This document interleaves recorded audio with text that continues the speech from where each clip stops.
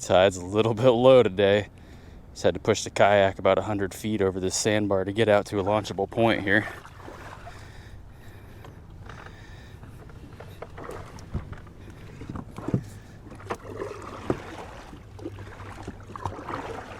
Alright guys, welcome back to the channel. Today I'm going to be showing you a trick that you can use your old loofahs for other than hanging them off the back of your golf cart down there in the villages. This is actually one of my favorite sheepshead fishing tricks. I've done a lot of content on this channel using oysters to target sheepshead. You guys really seem to like those videos. I always get lots of positive feedback. So today I'm going to show you a trick to using oysters that makes it a lot easier, and that is using one of these old shower loofahs. Anytime you have one of these old ones, don't throw it away, just stick it in a bag and put it with your sheepshead fishing stuff, because these can actually be very useful for using oysters and keeping them together. So we're going to be heading out to the bridge today. We've got about 5 hours to fish until dark. Let's see if we can put a few sheepshead in the boat using this shower loofah.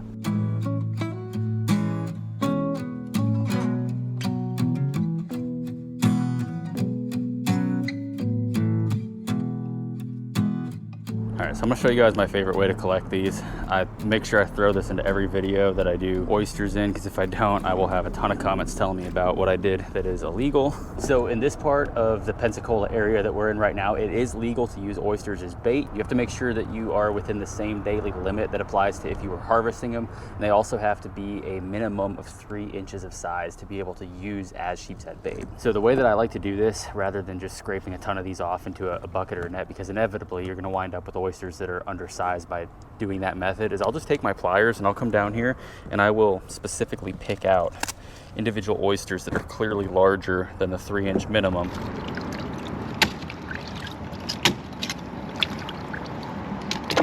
This piling here has a ton of oysters on it. I'm just kind of drift past this one with the fish finder. It looks like I do see some fish down there. Yeah, there's definitely some fish here. So that right there, that's a mark that's just about the right size to be a sheepshead. There was one a second ago as we were coming around that side that was up here at about 15 feet. Yeah, okay, let's do this one. I think this one's gonna work for us. With the tide being super low, this is gonna be a little bit of a step for a short guy like myself. Ooh.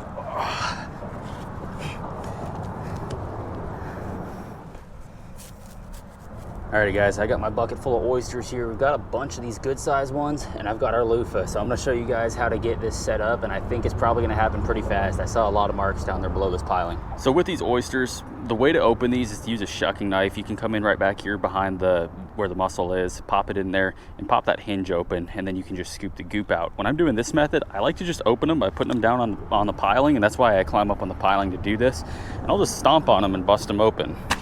Now, the reason that I do that, I've done a couple here already so you guys can see, is it busts those shells up, and we're gonna use the inside of this as our bait, but we're gonna kick all of that ground up shell back off into the water, and that's gonna be our chum to get these sheepshead to start feeding. So let's go for this guy right here. You can see this one here, how deep bodied that is. That's gonna have a lot of goop in there. Oysters like this are gonna be perfect for us.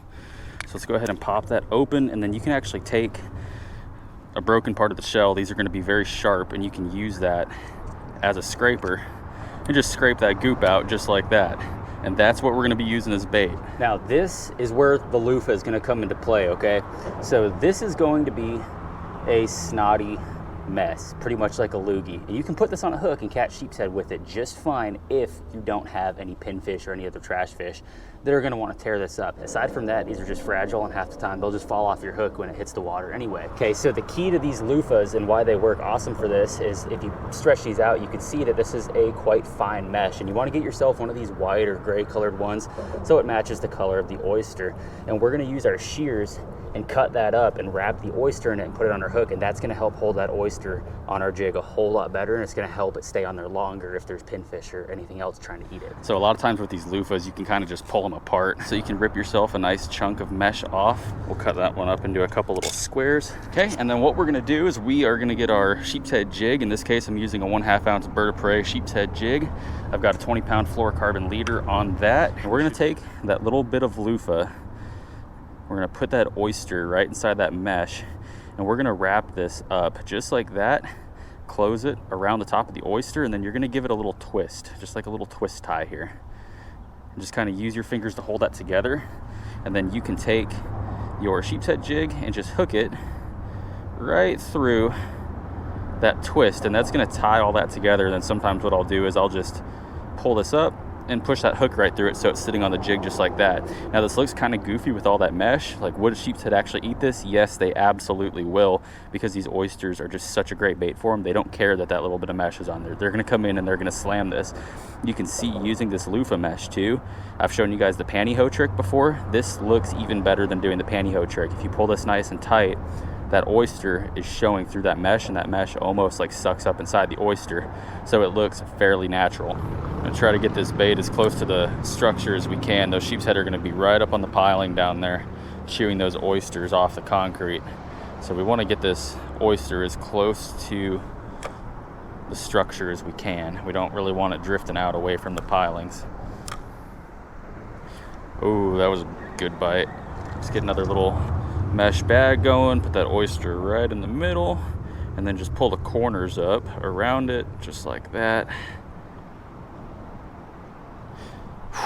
Damn. Oh, they are being finicky today. Super light bites from these fish today. That's the second bite that we got though, so they're down there. Now some of these oysters, even though they are over the legal minimum of 3 inches, they just don't have a lot in there. You can usually tell that there's not going to be a lot in one because they'll be a much more flat oyster and they won't have that deep body. But even those ones are useful for when you're doing this trick, because the little goop that you get out of them, you can kind of pile up and just do that for a few oysters until you have enough to use. So now what we're going to do here is we are going to kick all this chum off into the water, and all that scent is going to start getting these fish fired up, and we're just going to keep doing that throughout the day. Every time we've accumulated some chum, go ahead and kick it in there, and that's going to keep those fish biting.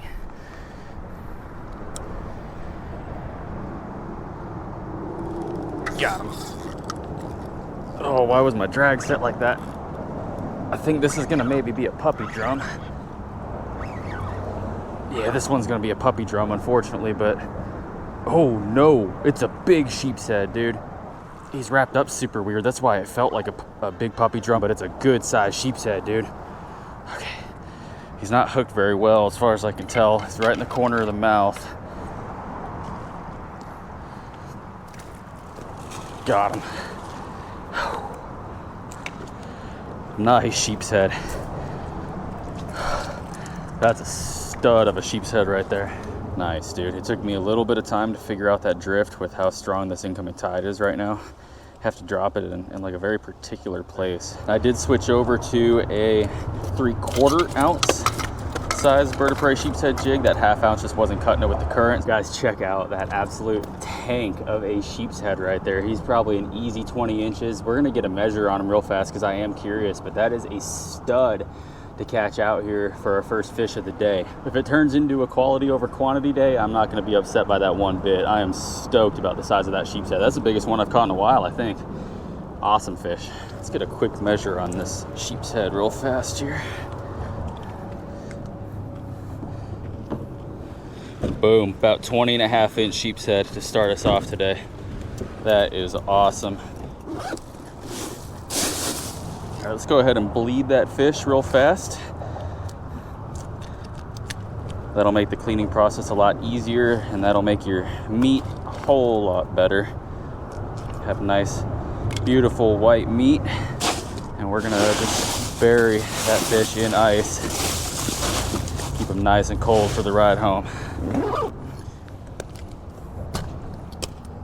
All right, let's get another chunk of loofah off here. I tried to rip this off in a relative square shape, like 3 by 3 inches or something like that. Just a nice little square. Yeah, that'll work perfect there. Lay it out nice and flat. Get our oyster goop in there. This is about two or three oysters that I just kind of put together here. And then we are going to twist that nice and tight. And by doing that, you can see it pulls all of that mesh into the oyster, so you can't see the mesh at all, aside from the little stem at the top. We'll twist that around, tuck our little oyster bag up onto the hook, and then sometimes what you can do too, if you have like a big chunk hanging off that's extra like that, is just take your shears and just nip that, just to help the presentation as much as possible. And that's a nice, juicy, large oyster bag there. That should catch us a fish. All right, let's get some chum in the water. You want to periodically do this throughout the entire day that you're out here. Keep them chummed up, keep them interested so they don't swim off. And let's drop this one here. I'm trying to keep it as close to the piling structure as possible. It's just tricky with this current. Just got a bite. Yeah, something's coming after it here. Let's see if he comes back for seconds. Yeah, we should probably do a bait check, make sure he didn't tear it up too bad. Oh yeah, it looks fine. See, this is the beauty of using that mesh. That fish hit it pretty hard enough for me to notice even on this broomstick of a rod. And he didn't do any damage to it at all. This is a Penn Spin Fisher combo. This is a 5500 size reel, and this is the Spin Fisher rod that comes with it. I believe it's a 7 foot, if I remember correctly. It's a medium heavy, fast action rod. I don't really like a rod this stiff for sheepshead fishing, but when I'm up on the piling like this, you have a lot more potential for that fish to drag you into the structure before you can get him out. So it's nice having a heavier rod with a stiffer backbone so you can horse him up faster. There he is. Come up here, come up here. This one's a little bit smaller. Another good fish though.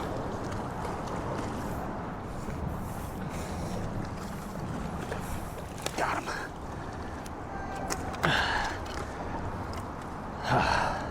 It's number 2. This one's a bit smaller, maybe a 18-inch fish, but another good one nonetheless. All right, y'all, another nice sheepshead right there. A little bit smaller than that first one, but perfect eating size. You can see that mesh bag still hanging out of his mouth there. He had no problem chewing up that oyster through that mesh bag. They do not care about that mesh one bit. This is a 20-pound fluorocarbon leader, a little bit heavier than I usually do for sheepshead fishing, but this is the size I like if I'm up on the piling. These fish have a lot more potential to drag you into the structure since you can't use your pedals on the kayak and back them out. Okay, and this is the Calcutta fish bag. These are super cheap on Amazon, probably the cheapest fish bag I've ever seen, and awesome quality. This thing will keep ice all day. I use this all summer long offshore for snapper fishing. Awesome bag right here. I'm gonna put a link for that down in the description, as well as everything else you see me use in my video. Those are all affiliate links that I do make a little commission off of. So if you guys need to pick up some rods, I am an affiliate with PENN and Mustad Fishing, as well as Southern Salt Bait Company, which we're not using any of their stuff today, but great artificial products. That Calcutta bag, check that stuff out, guys. If you want to pick it up, it will help the channel out. I appreciate you. Now, there's a few different things that you can use that will give you very similar results to this. I mentioned pantyhose material a few times. You can cut those up into little squares and use it to just about the same effect as what we're doing now. I've done that in several videos in the past and have had great success with that. There's also several companies out there that make mesh specifically for this purpose. There's actually one here local in Northwest Florida called Mossy Head Bait Company. I've used their products before and they work quite well. You can also use things like magic thread, and there's a whole bunch of different stuff out there. But the point is whatever you're using, you want it to be able to wrap up that oyster and hold it all together long enough for a sheep's head to come and get it, but you also want it to appear as natural as possible. And that's the main reason that I really like using this LOOFAH material, is because the mesh is the perfect size that when it's pulled tight, it kind of just sucks right into that oyster and you can barely even tell it's there. These are also super cheap. I think I paid like $2 for this one at Publix. All right, let's see if we can catch another one here. I think I'm finally figuring out the drift. The current is coming this way. The pass is down there. The current's kind of coming in and coming right through here and going diagonal that direction. So what I'm having to do is fish this slack side of the piling, and I'm plopping it in right there on the up current side. And with this 3/4 ounce jig, by the time it hits bottom, it's just off this point right here. Right there, there's the bottom. And then I'm throwing that line over my finger. That way when the fish comes in and starts biting, I can feel it. There's one right there. Oh, dang it. They are, dude. They're starting to get fired up. We should still have some bait on there. He didn't hit it that hard, so I'm gonna leave it back down there for a second, see if he comes back for it. He did come back for it, and I missed him a second time. That's the beauty of using this mesh, though, is it gives that fish the option to come back for it a couple times. You guys can see it's tore up a little bit, but it does still have some bait on there. So let's just kind of wrap this up over the hook there. that fish seemed fired up enough, he might hit it again. Not the prettiest presentation, but let's see if he's hungry. In addition to the black and white stripes down their side that make them look like they're wearing a prison jumpsuit. That's one of the main reasons that these guys have the nickname convicts, because they're great at stealing stuff off the end of your line. Nope, get out of that structure. That's a nice one. Let's see if we can just boat flip that guy. I'm not gonna keep him anyway, so I don't really care too much. Yo, got him. You know what, actually, why don't we keep that one? Let's keep 3. This is definitely gonna be my cutoff for the day, but let's do one more. I'm gonna keep 3 because this one's a perfect eating size, probably about 16 inches right there. Another nice sheepshead there, guys. This one's the smallest one we got so far. And I find that these smaller ones, they seem to be a lot more aggressive than the big ones. I think that kind of stands true, like no matter what species you're dealing with for the most part. It's like once they get bigger, they get a little bit smarter. They're a little bit less willing to bite baits if they don't look just right. But these smaller ones, man, they get super fired up. This is probably the same one that hit it 2 or 3 times there. So I'm gonna go ahead and bleed him and put him in the bag. We'll eat one tonight and put a couple in the freezer for later. Yew! All right, hopefully this is the last one I gotta tie. I'm running a little bit low on bait there in the bucket. If I can just knock this off at an even 4 fish, I'm gonna be happy with today. So let's get this one wrapped up and put on our jig. I'm gonna get this pushed way up onto that hook. That way that barb is exposed so we can get a good hook set. And then I'm gonna take my pliers and trim off all of this excess here. Nice. That's a good looking bait. Let's catch a fish on that.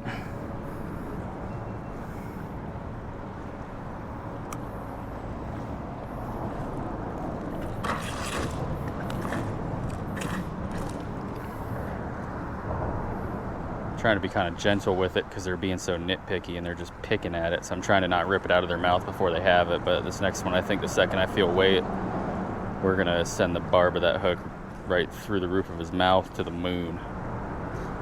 Damn, feels like there's still some bait there. Yeah, we still got some bait. Awesome, because I'm really not wanting to rebait my hook again. I would love to get one on this last bait.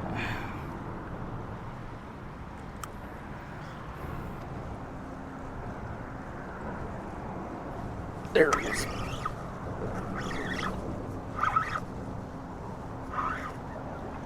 Got a good hook set on him that time, right at the top of the mouth.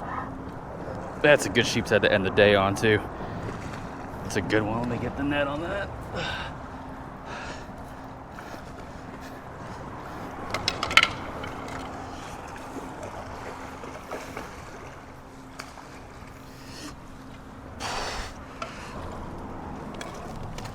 Got him. Heck yeah. That's a stud of a sheepshead to end the trip on right there. He might be bigger than that first one we got. I think he's gonna probably go 21 at least. 21 and a half maybe. That's a good sheepshead. I haven't caught one this big in a long time. Let's see if we can get this fish grip down his throat there. Don't want him disappearing on us. All right, guys. I think we're gonna end the trip with that one. That's a nice sheepshead. I'm gonna get a measurement on him here in just a sec, but that is a stud. That one's definitely gonna be bigger than that first one. And he smoked that oyster in that mesh bag. Y'all can see that mesh bag still hanging off that bird of prey jig.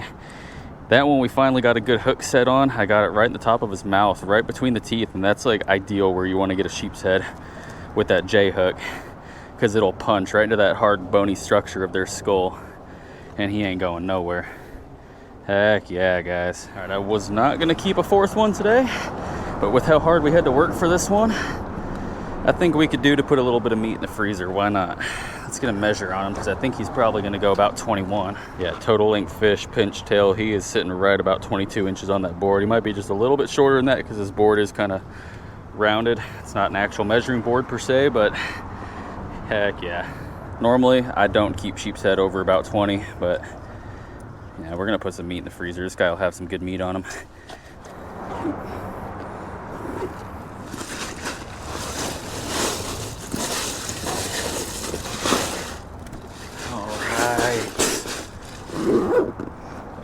All right, guys, I think that is just about gonna do it for today. I have no complaints at all. I'm stoked with the 4 sheepshead that we got. It was a little bit of a slow bite from time to time. I think a lot of that has to do with just the time of year, but especially I think it has a lot to do with that water temperature. Right now, coming back into like the little bayou here where the boat launch is, I'm reading 47.8 surface temperature, which is super, super cold after that cold front that we had. These can be pretty picky fish anyway, so sometimes a major change like that can completely just throw things out of whack. But I'm happy with what we were able to do, especially that 22-inch sheepshead. That's the biggest one that I've caught in a long time. By far, my favorite wintertime species to target here in the Northwest Florida area. Of course, the big takeaway I want you guys to note from today's video is the use of the loofah mesh to wrap your oysters up and put them on your jig. It makes it so much easier to use oysters. If you are new to my channel, I have a ton of sheepshead content up on here that I filmed in the past using everything from mussels and oysters and barnacles and all kind of stuff. So if you're interested in learning more about sheepshead fishing, I highly encourage you to go watch some of those videos. And while you're over there on my channel, make sure you hit that subscribe button. That way you don't miss out on future content. So anyway, thank you guys so much for joining me on this adventure. I appreciate each and every one of you, and we'll see you on the next one. Shoo!